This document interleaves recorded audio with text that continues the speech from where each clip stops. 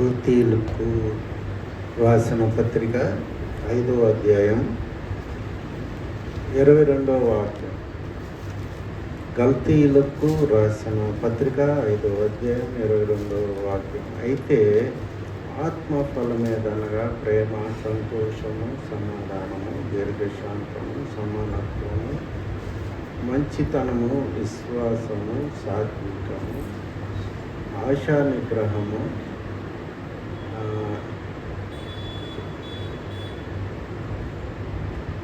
వాటికి విరోధమేమైనను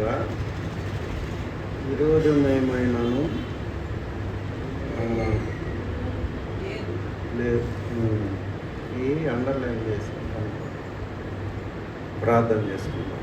పరిశుద్ధుడైన దేవా, కృప కలిగిన ప్రభువా, మీ ఘనమైన గొప్ప నామానికి వేలాది స్తోత్రం. దేవా ప్రభా, ఇంతవరకు సజీవుడుగా మమ్మల్ని ఉంచినందుకు నీకు వేలాది కోట్లాది స్తోత్రం.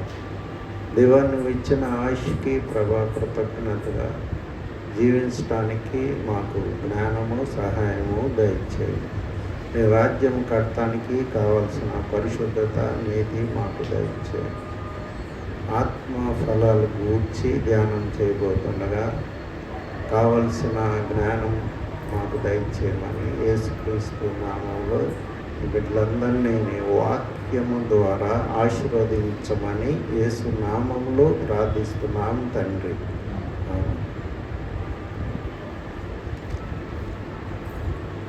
ఆత్మ ఫలాలు. ఈ రోజుల్లో విశ్వాసులందరూ కూడా ఆత్మ వరాలకి కోసం ఎదురు చూస్తూ ఉంటారు. అయితే అంతకంటే ముఖ్యమైనది ఆత్మ ఫలాలనే సంగతి మనం గ్రహించాలి. ప్రేమ, సంతోషం. ప్రేమ అంటే మనకి కొరింథీయులకు రాసిన మొదటి పత్రిక 13వ అధ్యాయంలో ప్రేమను గూర్చి అక్కడ రాసినంతగా మరెక్కడ రాయలేదు. తర్వాత మొదటి యోహాను పత్రిక 4వ అధ్యాయం అంతా కూడా ప్రేమ లేనివాడు వ్యర్థుడు అని ఉంటుంది. ప్రేమ అంటే కొన్ని వాక్యాలు చదువుతాను. మొదటి కొరింథీ పత్రిక, కొరింథీయులకు రాసిన మొదటి పత్రిక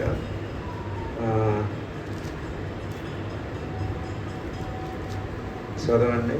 13వ అధ్యాయం మొదటి నుంచి కొన్ని వాక్యాలు.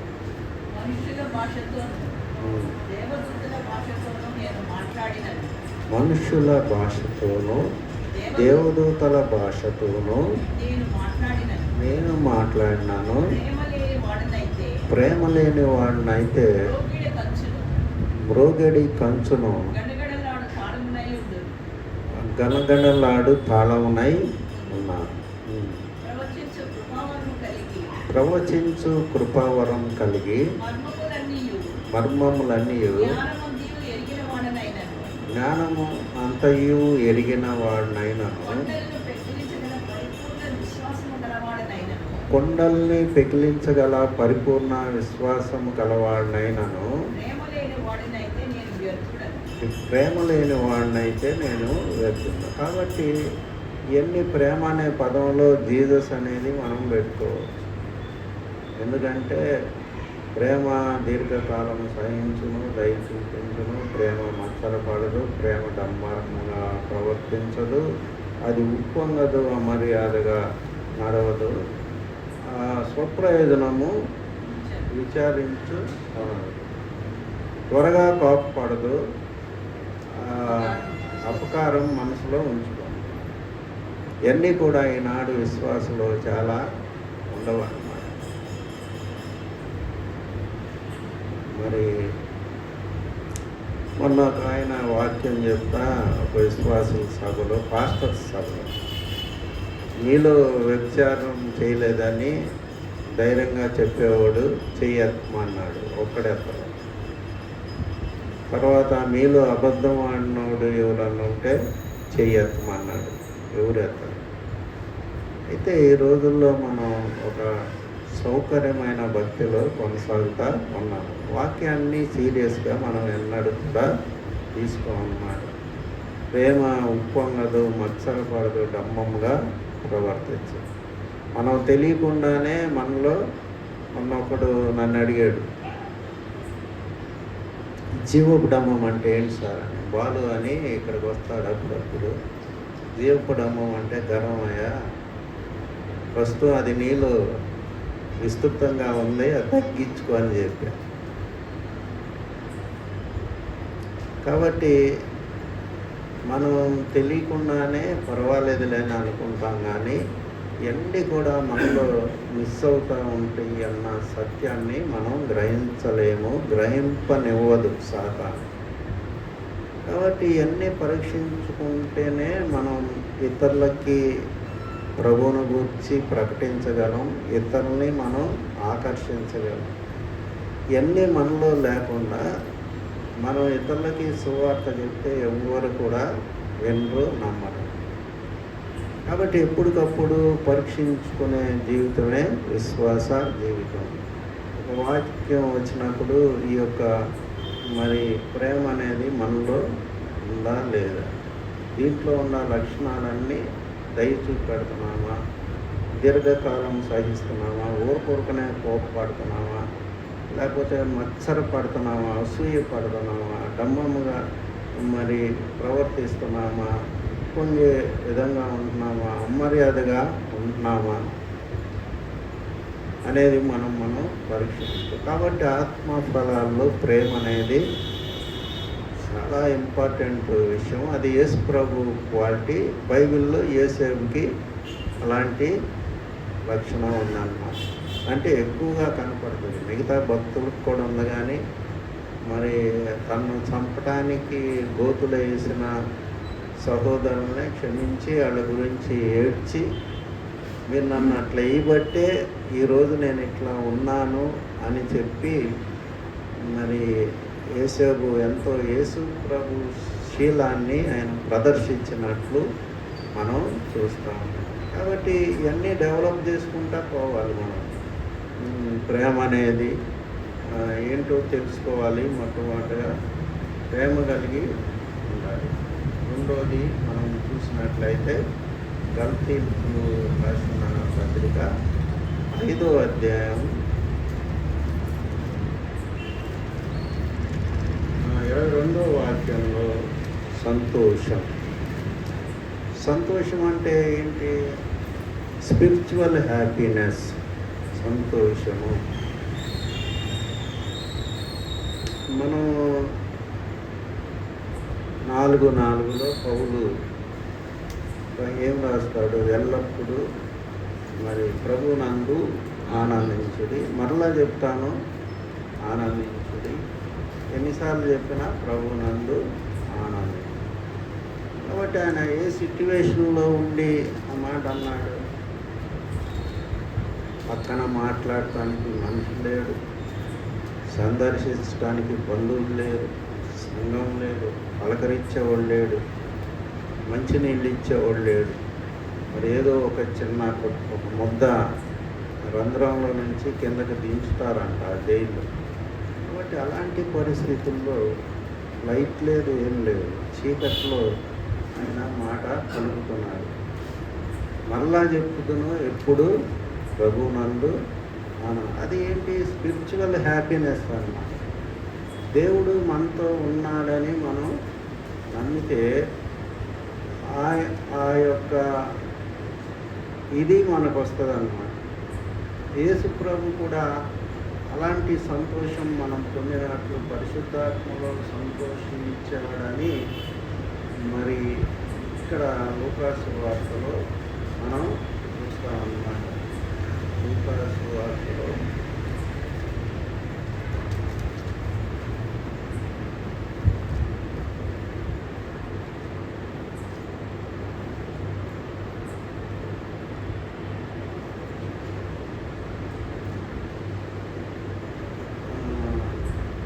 పదో అధ్యాయం 21వ వాక్యం.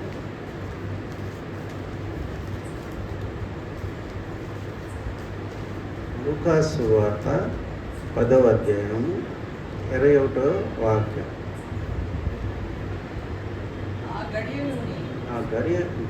గడియలోనే యేసు పరిశుద్ధాత్మయందు బహుగా ఆనందించి తండ్రి, ఆకాశముకి భూమికి ప్రభువా, నీవు జ్ఞానులకును వివేకులకును ఈ సంగతులను మరుగుచేసి పసిబాలురకు బయలుపరిచినావని నిన్ను స్తుతించుచున్నాను. పైన ఏముంటుంది? 13వ వాక్యంలో, అయ్యో కొరజేనా, అయ్యో బెత్సయిదా, మీ మధ్య చేయబడిన అద్భుతములు తూరు సీదోను పట్టణంలో చేయబడిన ఎల్ల ఆ పట్టణం వారు పూర్వమే గోనె పట్ట కట్టుకొని బూడిద వేసుకొని కూర్చుండి మారు మనసు పొంది పైన చాలా బాధపడుతున్నాను. మళ్ళీ ఎమ్మటినే కింద 2-3 వచనాల తర్వాత పరిశుద్ధాత్మయందు ఆనందం.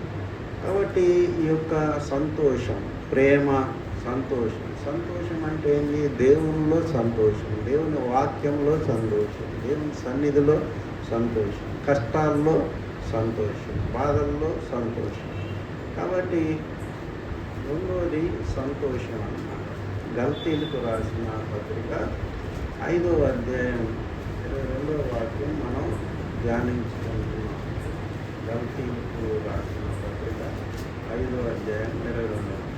మూడోది ఏంటి?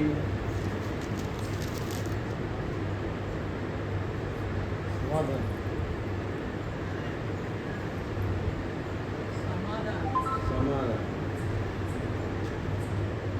యేసు ప్రభుకి ఉన్న పేరు ఏంటి? సమాధానానికి కర్త. మనం దేవునితో సమాధానంగా ఉన్నప్పుడు ఇతరులతో మనం సమాధానంగా ఉండగలం. యేసుక్రీస్తు ప్రభుతో మనం సమాధానంగా లేనప్పుడు అంటే ఏంటి? ఆయనతో ఒక రిలేషన్, సిస్టమాటిక్ రిలేషన్ మనం మెయింటైన్ చేయనప్పుడు మనం ఇతరులతో సమాధానంగా ఉండలేము. మనం ఎంత ప్రయత్నించినా అది వల్ల రాదు. లోకులు ఉండే సమాధానం లోకులకి ఉంటుంది. విశ్వాసులు కాని వాళ్ళకి ఏదో మాట్లాడుకుంటూ ఉంటారు, పలకరించుకుంటూ ఉంటారు. అందుకని మీరు ఒకరి కొరకు ఒకరు ప్రార్థన చేయండి, ఒకరి కొరకు ఒకళ్ళు మీరు మరి ప్రేమతో ఉండండి అని బైబిల్లో ఉంటుంది. కాబట్టి సమాధానం. తర్వాత దీర్ఘశాంతం.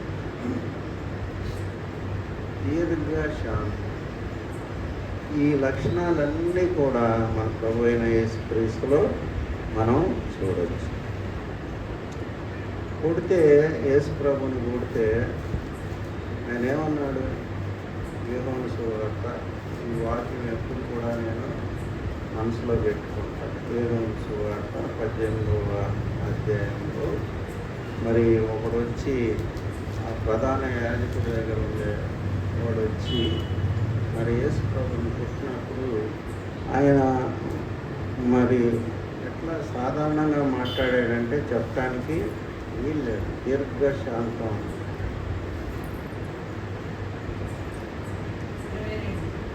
చదవండి. ఆయన ఈ మాటలు చెప్పినప్పుడు దగ్గర నిలిచి ఉన్న బంట్రోతుల్లో ఒకడు,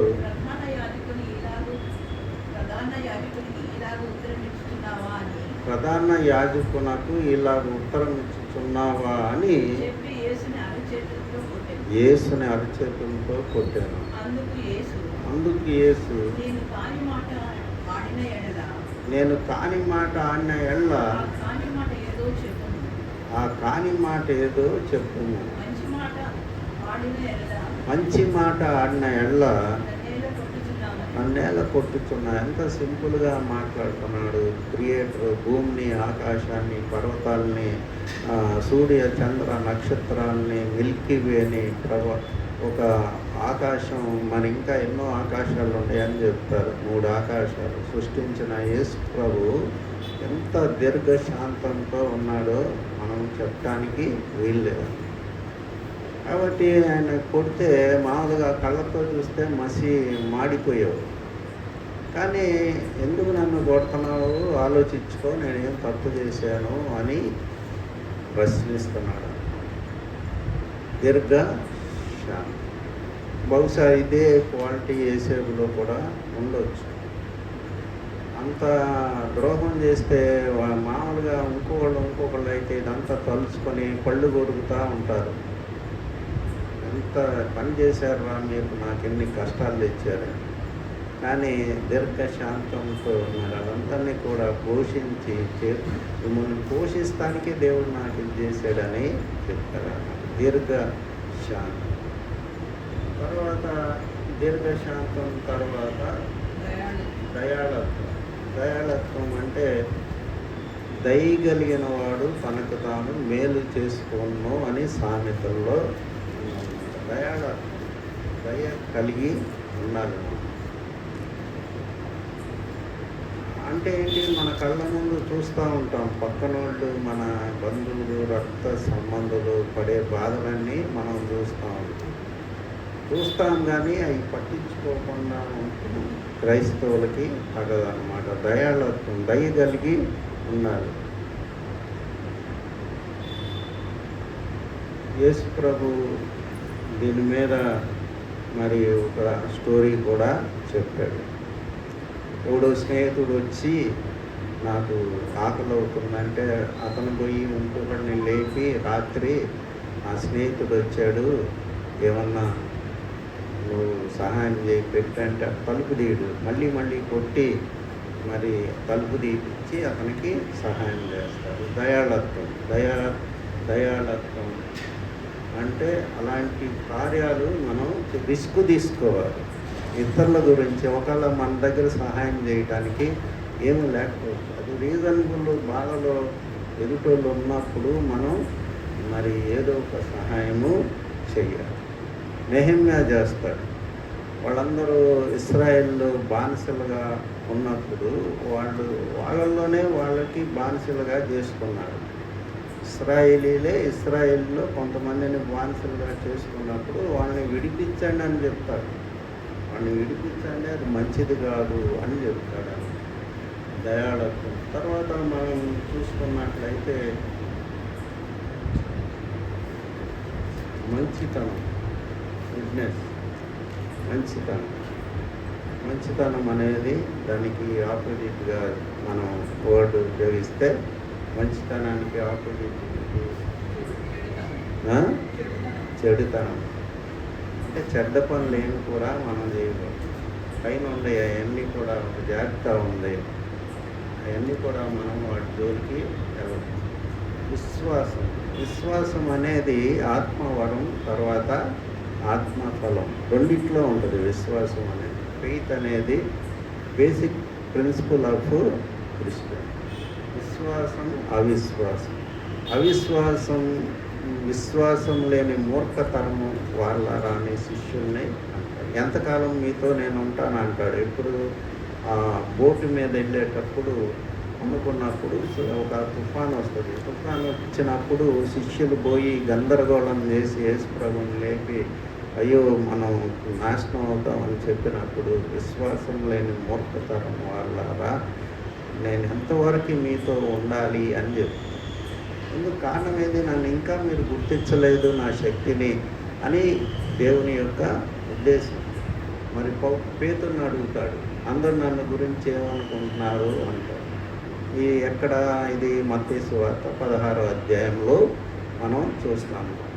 చూస్తే కొందరు మరి యోహాను శిష్యుడు రకరకాలుగా చెప్తారు. అయితే నువ్వేమనుకుంటున్నావు అన్న, నీవు జీవం గల దేవుని కుమారుడివి అని పేతురు అన్నప్పుడు, బరయోనా ఇది ఆకాశం నుండి దేవుడు నీకు అనుగ్రహిస్తేనే ఈ యొక్క సంగతి నువ్వు తెలుసుకున్నావు, లేకపోతే నువ్వు తెలుసుకోలేవు అని చెప్తారు అన్నమాట. కాబట్టి విశ్వాసం దేవుడు నాతో ఉన్నాడు, నేను తప్పు చేసిన దావీదు విశ్వాసానికి మూలంగా మనం తీసుకోవచ్చు. ఎందుకంటే అంత పాపం చేసి మళ్ళీ దేవుణ్ణి అడుగుతాడు, నన్ను క్షమించాడు.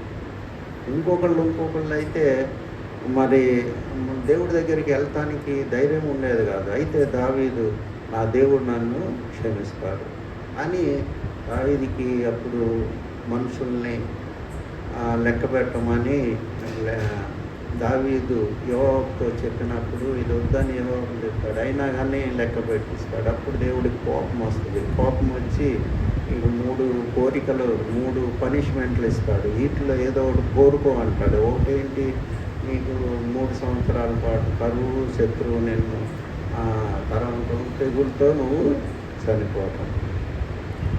దావీదేమంటాడు, దేవుడు మహాకృపగలవాడు అని అంటాడు. మహాకృపగలవాడు అంటాడు. అంటే దేవుడి యొక్క క్వాలిటీస్ బాగా తెలుసుకొని ఉన్నాడు. అట్లాగే మనం తెలుసుకున్నప్పుడు మనం తప్పు చేసినా కానీ మనం మరి దేవుడి దగ్గరికి వెళ్ళి మరి ఆయన్ని వేడుకునే ధైర్యం మనకు ఉంటుంది. ఇది ఎక్కడ చూస్తాం? దినవృత్తాంతాలు, మొదటి దినవృత్తాంతాలు 21వ అధ్యాయం అనుకుంటా. మొదటి దినవృత్తాంతాలు 21వ అధ్యాయం.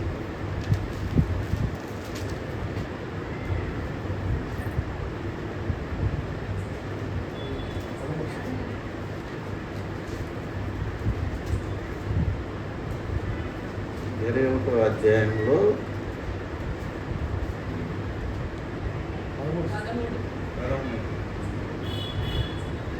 అందుకు దావీదు, నేను మిక్కిలి ఇరుకులో చిక్కి ఉన్నాను, యెహోవా మహాకృప గలవాడు, నేను మనుషుల చేతిలో పడక ఆయన చేతిలోనే పడుకుని గాక అని గాదుతో అని. చూసావా ఎట్లాగా యేసుప్రభుని దేవుణ్ణి దావీదు అర్థం చేసుకున్నాడంటే, అంత కీడు వచ్చినా కానీ ఇంకా దేవుడి మీద విశ్వాసం పెట్టుకున్నాడు. దేవుడు నన్ను విడిచిపెట్టడు అనే నమ్మకం మరి దావీదుకి ఉందన్నమాట. తర్వాత మనం చూసినట్లయితే విశ్వాసం తర్వాత సాత్వికం.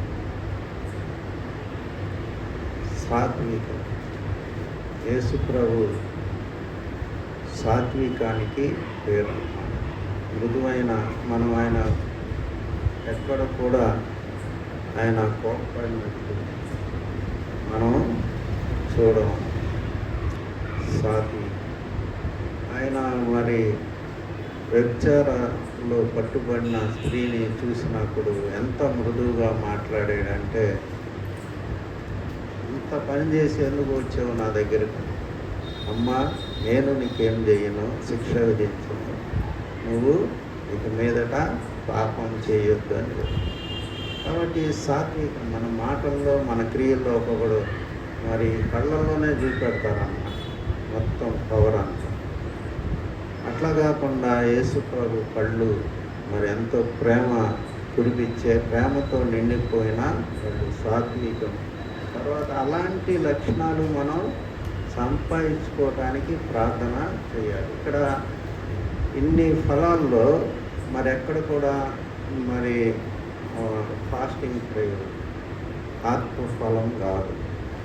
తర్వాత ఆల్ నైట్ ప్రేయర్ ఆత్మఫలం కాదు.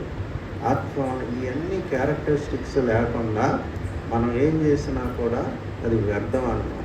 ఎన్ని దివారాత్రాలు ప్రార్థన చేసినా కానీ ఆ ప్రార్థనకి పెద్ద వాల్యూ ఉండదు. తర్వాత చివరిగా మనం చూసినట్లయితే ఆశా నిగ్రహం. ఉన్నదాంతో సంతృప్తి పడతాం. హవ్వ ఆదాములు చేసింది అదే. దేవుడు ఎంతో కనపడ్డ పండల్లా పోసుకుంది అన్నమాట. చక్కగా ఆకుకూరలు, కాయగూరలు ఆహారంగా ఇచ్చాడు. దేవుడు ఏదైతే నిషేధించాడో దాన్నే వాళ్ళు కోరుకొని కీడు తెచ్చుకొని ప్రపంచానికే కీడు తెచ్చు. అంటే ఆ స్టేజ్లో మనం అదే చేస్తాము. వాళ్ళు అపవాదం మనకంటే పాపం కాదు. కాబట్టి ఆశా నిగ్రహం, దేవుడు ఇచ్చిన దాంతో మనం సంతోషపడతాం. ఆశా నిగ్రహం అన్నమాట. దేవా నాకు ఇది ఇచ్చావు చాలు, నీ చిత్తం అయితే ఇంకేదన్నా ఇస్తే లేకపోతే పర్వాలేదు, ఐఎమ్ హ్యాపీ దీంతో, ఈ లైఫ్తో. రక్షణ అన్నిటికంటే మించిన నీ రక్షణ అనేది నాకు ఇచ్చావని మనం దేవుణ్ణి ఎల్లప్పుడూ స్తుతించాలి.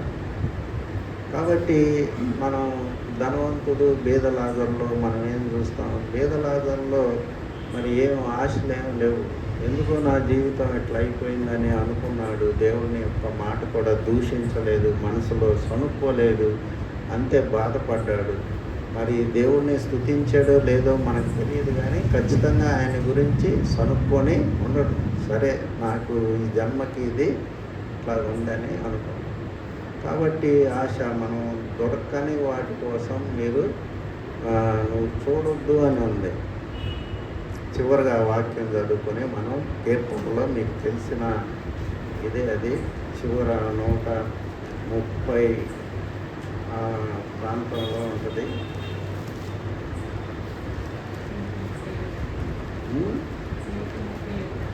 చదవండి అది.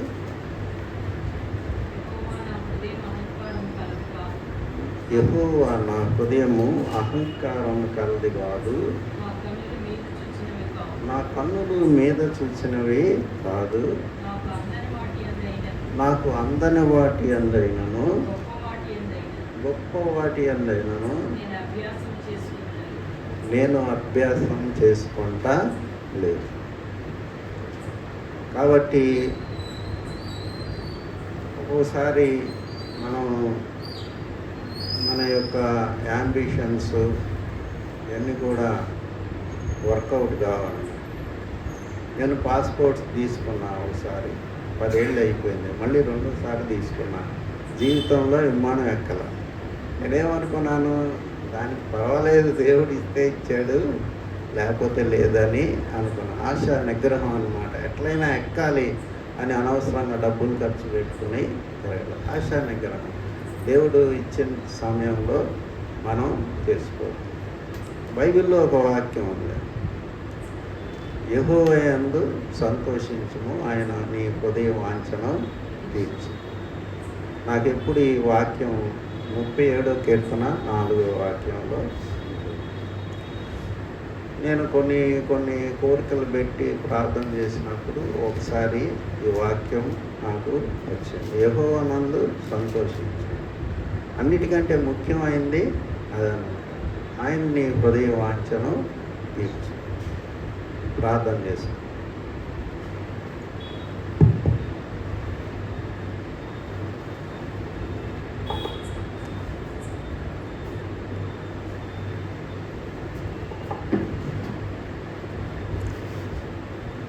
మహాపరిశుద్ధుడు అయిన తండ్రి, గొప్ప రాజానైనా నీ ప్రేమను బట్టి, నువ్వు చూపుచున్న కరుణను బట్టి నీకు స్తుతులు చెల్లించుకుంటున్నాం తండ్రి.